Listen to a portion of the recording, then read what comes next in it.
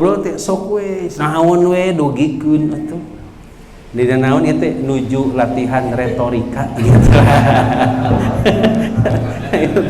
Jadi nuju latihan retorika itu terus itu ngomong we karena kepandaian dalam berbicara. Makanya kenapa orang-orang untuk dia itu saat ingin menghancurkan umat Islam itu orang munafik Pak yang dilatihnya adalah pembicaraan. Tukang nipu bisa nipu teh sabab pandai ngomong Pak.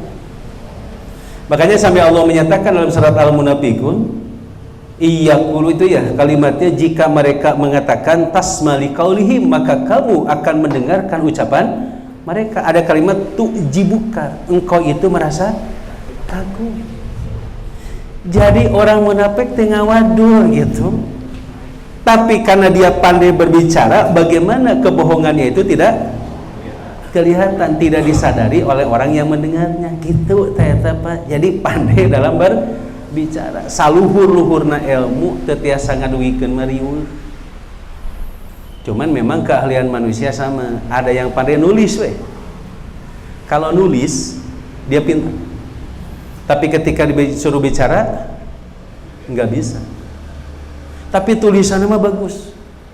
Ada juga orang yang pandai berbicara ketika disuruh nulis teu biasa Pak. Ya, jadi cing cobi sanang ditadikeun nu didugikeun teh panguliskeun hese. Ada juga orang yang dia itu berbicaranya pandai, menulisnya pun pandai.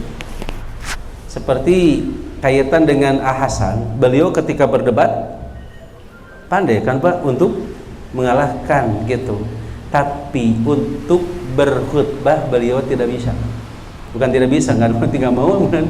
Jadi kalau nanti ketika suruh khutbah mah antong entong anak tuh ya Ustaz Abdurrahman khutbah mah Ustaz Abdurrahman khutbah eta khutbah anak sang kitu.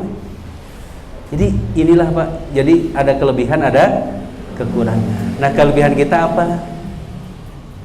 Untuk berbicara punya kelebihan tidak? Nah gitu Pak Intan Pak.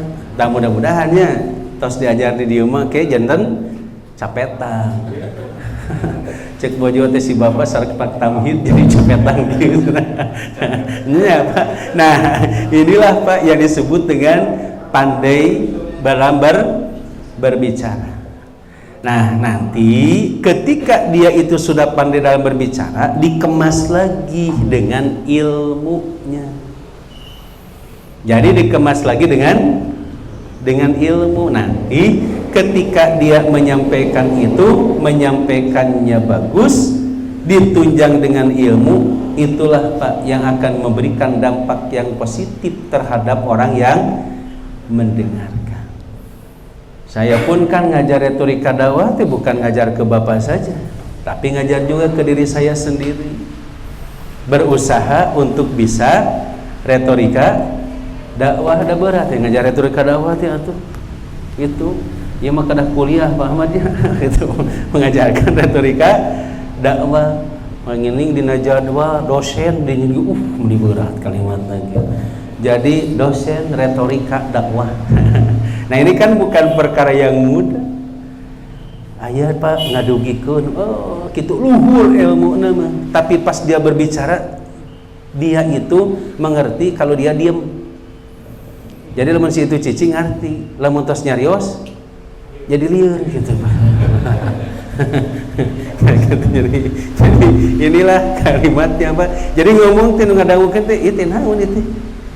Ya pandai berbicara gitu, tapi tidak ditunjang dengan metodenya, dengan ilmunya. Maka nanti di retorika dakwah Pak akan dibahas metodenya seperti apa, kemudian kaitan dengan apa sikap sebagai seorang pendakwah itu seperti apa. Makanya dari kalimat retorika ini belum lengkap tanpa ditunjang dengan yang keduanya. Kan tujuan oge sanes retorika tapi kaitan dengan dakwahnya.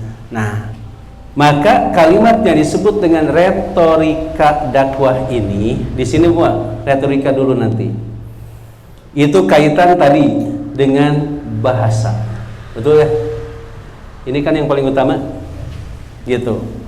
Kedua, nanti dari segi retorika itu ada yang disebut dengan intonasi. Jadi intonasi dalam penyampaian. Nah, intonasinya itu seperti apa nanti dari segi bentuk penyampaiannya, kumaha ya intonasinya ya. Ya, jadi bahasanya bagus, intonasinya pun harus bagus. Nah, intonasinya itu harus muqtadul hal, artinya cocok dengan keadaan. Jadi ketika menyampaikan bahasa itu, kira-kira audien kita itu siapa yang diajak bicara?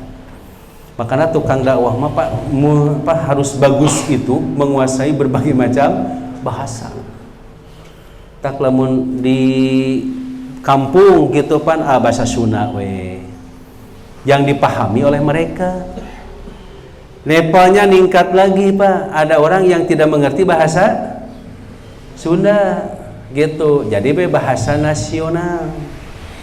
Sering hati-hati Pak, ketika nanti kita dakwah ada orang yang memohonnya seperti itu, dari ke bahasa Sunda aja ngacung Pak ibu-ibu.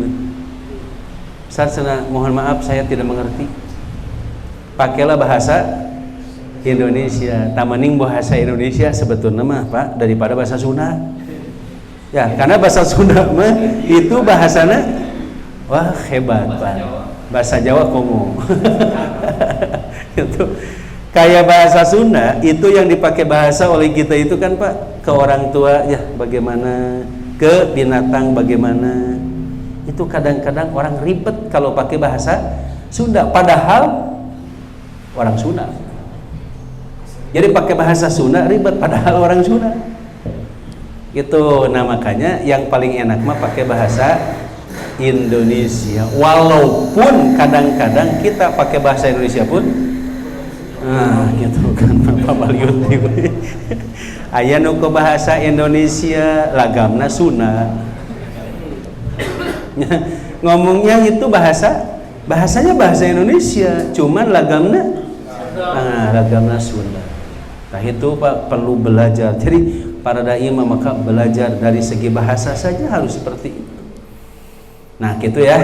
Nah, ketika nanti orang itu dengan bahasa yang sudah kita kuasai, maka yang dihadapi oleh kita itu kondisinya sedang apa? Itu diantaranya. Makanya di sini kan ada suatu bentuk ungkapan yang disampaikan bahwa gaya bahasa retorika itu pemilihan jenis bahasa tergantung kondisi dan tingkat formalitas acaranya. Gitu ya. Jadi audiensinya siapa, kemudian formalitas acaranya seperti apa, atau mungkin kita itu sedang berbicara dalam acara apa.